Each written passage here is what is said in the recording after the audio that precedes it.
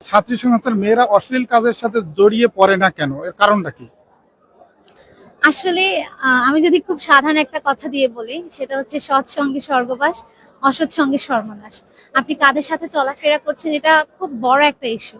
আপনার চারপাশে যখন আপনার ফ্রেন্ড ধরুন স্মোক করবে, আপনি একদিন না করলে, 2 দিন না করলে, দেখা যায় একসময় জড়িয়ে পড়ার সম্ভাবনা খুবই প্রকট থাকে। তো এসব বিষয় থেকে ছাত্র সংস্থার বোনেরা তাদের নৈতিকতার জায়গাটা খুব ভালোভাবে মেনটেন করে। আপনি দেখবেন যে আপনি যদি পবিত্র কোনো কিছুর সাথে থাকেন, আপনি গায়ে একটা সাদা জামা পরে পরে যখন থাকবেন, তখন আপনার সবসময় ভয় থাকবে এটাতে যেন কোনো কাদা না লাগে, কোনো ময়লা না লাগে।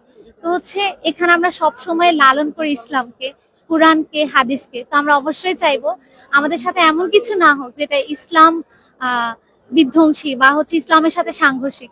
তো সব সময়, আর যেহেতু কোরআনের যে ব্যাপারগুলো রয়েছে সেগুলো সুন্দর, হাদিস যেগুলো রয়েছে সেগুলো খুবই সুন্দর, আমাদের জীবনকে পবিত্রতার দিকে নিয়ে যায়।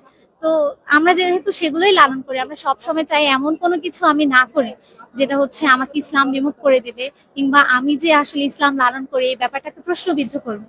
তো সেজন্যই আমার মনে হয় যে যারা হচ্ছে ছাত্রী সংস্থা করে তারা সচেতনতার জায়গা থেকে এসব ব্যাপারগুলো খুব ভালোভাবে এড়িয়ে চলার চেষ্টা করে এবং নিজেদেরকে অশ্লীলতা থেকে দূরে রাখে। এই যে একটা ব্যক্তি যখন ফজর থেকে শুরু করে তার দৈনন্দিন কাজ নিয়ে অনেক বেশি ব্যস্ত থাকে, কোরআন পড়া, নামাজ পড়া, এরপর পড়ালেখা করা, এই যে একটা দীর্ঘ রুটিন মেনটেন করা, এরপর আসলে বাজে কোনো কিছুর বা অশ্লীল কোনো কিছু মাথায় আসার ওই সুযোগটা থাকে না।